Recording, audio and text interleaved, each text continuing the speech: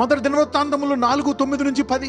ఎబ్బేజు తన సహోదరుల కంటే ఘనము పొందిన వాడై ఉండెను. వేదన పడి ఇతని కంటినని అతని తల్లి అతనికి ఎబ్బేజు అని పేరు పెట్టెను. వేదన అని పేరు పెట్టేసింది అంట. నా బతుకంతా కష్టాలే కాబట్టి వీడి పేరు కష్టాన్ని పెట్టేసింది.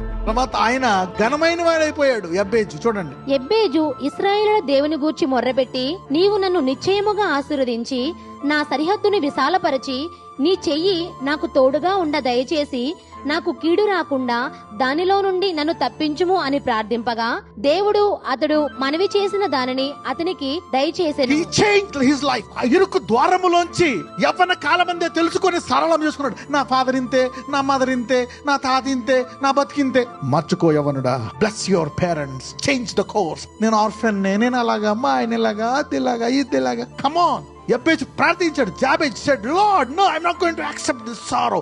Lord, will you bless me?